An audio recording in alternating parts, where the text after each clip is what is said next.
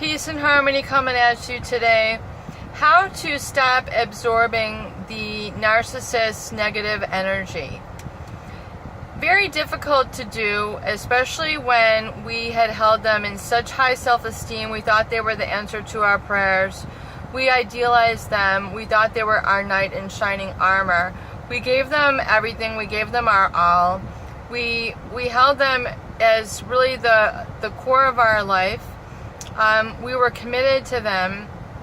We were absolutely enmeshed with them, and we could never ever really see our life without them. And we have gotten into a position where chemically and our hormones are so attached to them that we continue to absorb their negative energy. The drama that they put us through, the criticism, the splitting, the talking positively to us, yet then talking about us differently behind our back. The narcissist will engage in a behavior that's called splitting, where they'll treat you one way to your face, absolutely adoring, absolutely loving, absolutely like you're number one to them. But then the minute you leave the room, it's like shut off, like Dr. Jekyll and Mr. Hyde. They're acting like a completely different person, and you're just wondering, like, oh my God, who even has the ability and time to do all this? The dual personality is something that the narcissist and the psychopath are extremely adept at. Because they lacked empathy, they really don't have relationships with people. They're able to move quite quickly into various other groups. They're able to change up relationships, sexual partners. Again, these are all just sources of supply. They can move jobs. They can become a specialist in other areas very quickly. They're able to learn the jargon and just spit it off like they're an expert. They have a very high capacity, oftentimes a very high intellectual capacity for remembering certain things, certain dates, facts, and figures, yet they're very devoid. They basically lack a lot of competency when it comes to doing certain kinds of spreadsheets and other things that really rely on measurements and things like that. So they definitely have a certain weakness in that area as well. But oftentimes they have a very strong verbal ability where they're able to kind of hook people in by the things that they say, the dramatic entrances that they make, the attention that they get from themselves. They tend to try to put a lot of people at ease. But then once they kind of put people at ease, that's how they're able to get people wrapped around their wrist. I mean, they're able to get people wrapped around their finger. They're able to get control over other people because they, excuse me, they take such a high horse about themselves being a narcissist that they really view others as really stupid for playing into their hand.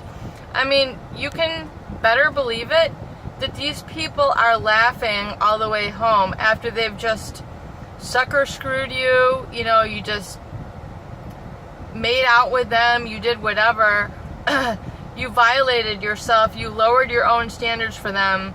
You can believe that they have just, the minute that they left you goodbye, taking them, 15, 20, 30 minutes to say goodbye, and, oh, honey, oh, you're so special, you're so sweet, and after getting into that mode for 20 minutes, you could barely say goodbye to each other.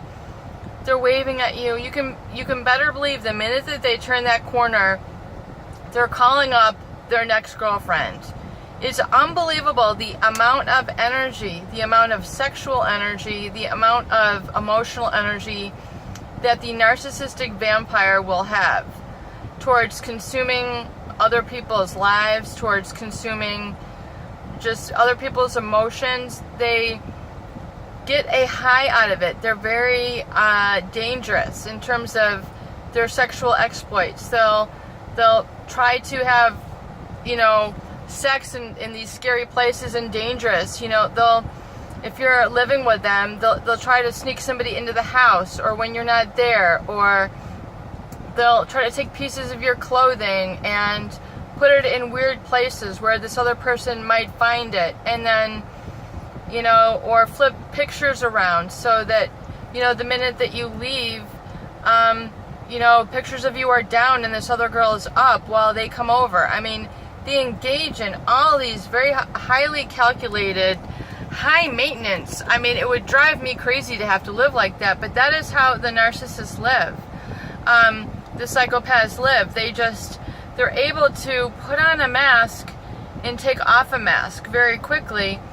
But the problem is that oftentimes you are the one who's left with a very short end of the stick, or no stick at all, which means having no rights, no human rights, no rights as a female, having your emotions completely disregarded, which is the most devastating thing to go through because it doesn't even leave you a crumb to stand on. So you need to stop absorbing this energy. You need to stop seeing yourself in an inner circle with them. You have to stop seeing yourself with this type of person. You need to start imagining yourself and envisioning yourself with somebody else. You don't want to envision yourself with the same guy with a different pair of shoes, because that's going to happen. If you continue to think that you want this funny, charming guy that's going to be, all these different ways, then you have to be careful, because you're going to continue to attract and reattract a narcissistic type of person who's going to use you in your life. And you're going to go through excuse me, you're going to go through relationship after relationship with these same types of people who you think are so exciting, who are doing all these fun and crazy things. But you know what? Excitement is going to cost you a lot in the long run. That it's not really going to truly give you the love and passion and connection and romance that you're looking for in your life. You need to start envisioning yourself as a complete, whole, and wonderful person who is protecting of herself all around. You need to protect your own aura and your own goodness. You need to start creating some boundaries for yourself where you will not be taken advantage of, you will not be exploited, you will not be criticized, you will not be judged, you will not made to be feel less than, you will not take a back seat, you will not take a lower seat. You deserve someone who treats you with respect, who listens to you, who hears your needs, and it's a two-way street. If you look at the pattern of the relationship with a narcissist, chances are you have not had that with them. And that is the sad thing, and that is what you deserve. Without a doubt, that is what you deserve. So you need to get out of their sphere of influence. If you work with this person, I would say you need to get some tools in terms of no contact, and do not look at this person. If they're in a meeting, just ignore them. Do not look at them. Look the other way, or if you have to, talk to them, look at their shoulder, or look someplace else, but absolutely positively do not give them any eye contact. Do not answer them when they talk to you. Just literally walk away. It seems rude, but you need to not give them any supply. You need to stop giving them any sort of interaction, because any interaction to them, any, is considered supply and contact, and they still have you wrapped around their finger. You do not want to be around their finger. You want to pull the reins back of your life and take control of your life for you. And then when you're whole and complete, you'll realize that you're not going to give yourself away, and those people's attempts are going to bounce off, and they're going to stop being attracted to you, because they're going to know this person isn't going to take any crap. They see my red flags. They see what I'm trying to do to get you excited, what I'm trying to do to get you to be riled up.